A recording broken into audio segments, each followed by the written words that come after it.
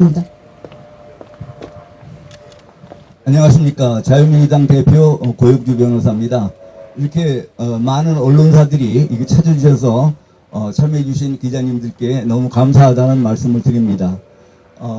우리가 왜 더불어민주당과 진보당을 해산시켜야 되느냐 하는 그 취지에 대해서는 우리 그 이재춘 상임대표님께서 자세하게 설명을 해주셨으니까 저는 이 더불어민주당을 해산시킬 수 있는 근거가 뭔지 근거를 중심으로 말씀을 드리도록 하겠습니다. 요지는 우리 헌법상 정당의 목적이나 활동이 자유민주적 기본질서에 위배될 때에는 그 정당은 위헌정당이 됩니다.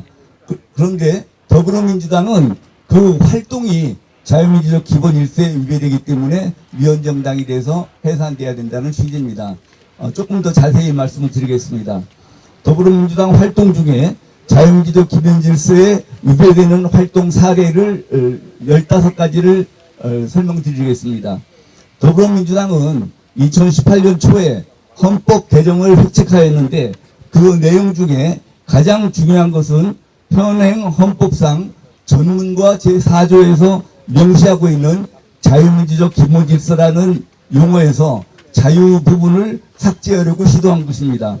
법률 해석론상 자유민주주의가 잘못되었다고 자유를 삭제할 경우 그 민주주의에는 자유민주주의가 포함될 수 없으며 바로 북한식으로 이 민주주의는 인민민주주의를 지칭하게 되는 것입니다.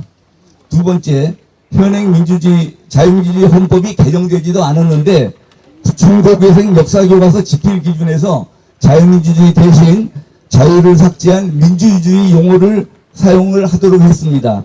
자유가 삭제된 민주주의는 인민민주주의를 지칭한다는 사실은 바로 앞에서 말씀을 드렸습니다. 또 세 번째, 윤리와 사상이라는 고등학교 교과서 5종 중 3종에서 국민주권이라는 용어 대신에 인민주권이라는 용어를 사용을 했습니다.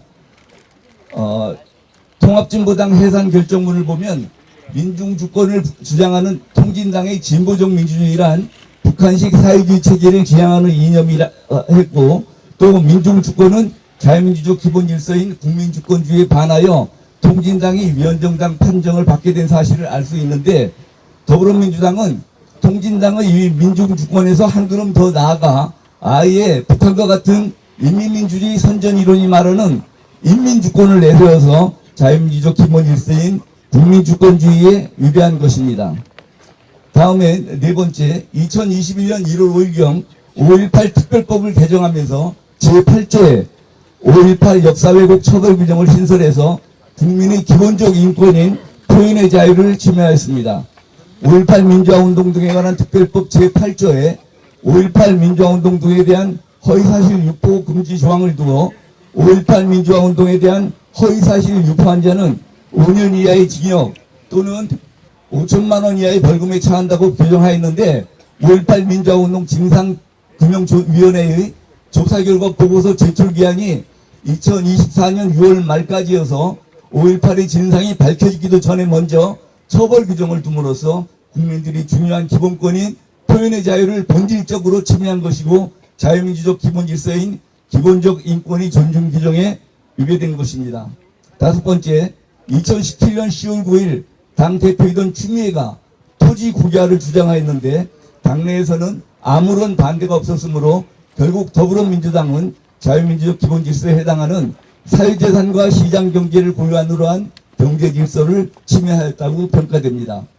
다음에 여섯 번째, 2024년 4월 10일 총선에서는 민중주권을 주장하는 위헌정당인 진보당에 비례대표 의석 2석을 내주고 울산 북부 선거구에서는 진보당으로 후보 단일화를 해주는 등 진보당원 3명의 국회 진입을 지원함으로써 위헌정당인 진보당의 숙주 역할을 하였습니다.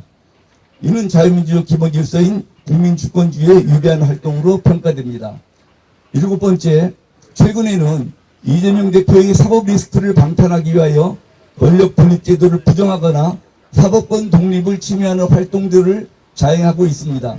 먼저 권력분립제도 위배 사례를 3가지만 들겠습니다.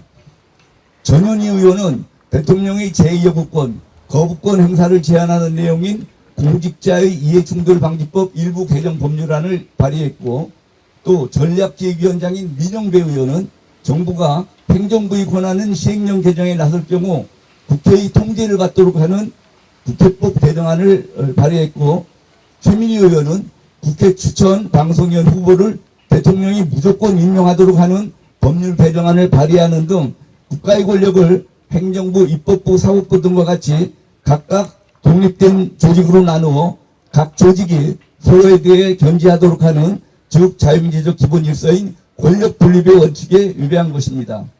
다음에 사법권 독립 원칙에 위배한 사례를 5가지만 들도록 하겠습니다. 김동화 의원은 사법부에 대한 민주적 통제가 필요하다고 주장함으로써 사법권의 독립을 부정하였습니다. 박찬대 원내대표는 이화영 부지사 사건 담당 판사를 비판하면서 심판도 선출해야 한다고 주장했습니다. 또 기 법원에서 재판 중이거나 재판이 확정된 사건들인 조국 재판, 이재명 재판, 황운하 재판 등에 대한 특검을 주장함으로써 사법권의 기능과 독립을 부정하였습니다. 또 박지원 의원은 이재명 대표에 대해서 1, 2심 유죄 판결이 나도 대법원에 가면 권력의 힘으로 번복시킬 수 있다고 주장함으로써 사법부의 결정을 무시하고 사법권의 독립을 부정하였습니다. 이성윤 의원은 영장전담법관과 재판부도 다수당이 지정하도록 하는 특검법을 발의하여 사법권의 독립을 부정하였습니다. 김용민 의원은 판검사 법 왜곡죄를 형법에 신설할 방침이라고 발언했는데, 이는 북한 형법상 부당재판자와 같은 것으로서 사법권의 독립성과 중립성을 현지하게 훼손하였습니다. 결국 더불어민주당의 경우 앞에서 본 바와 같이 그 활동이 자유민주적 기본 질서인 국민주권주의, 기본적 인권의 존중, 권력 분립제도, 사회자생과 시장경제를 골간으로 하는 경제질서, 사법권 독립 등의 위배되므로 명백한 위헌정당입니다. 또 위헌정당의 경우 그 소속 국회의원들은 모두 그 의원직을 상실합니다. 따라서 정부, 그리고 정부의 법률상 대표자인 법무부 장관은 신속히 국무회의 심의를 거쳐 헌법재판소에 더불어민주당에 대한 정당해산 심판 청구와 더불어민주당 소속 국회의원들의 의원직 상실 청구를 해주시기 바랍니다. 이상입니다. 감사합니다.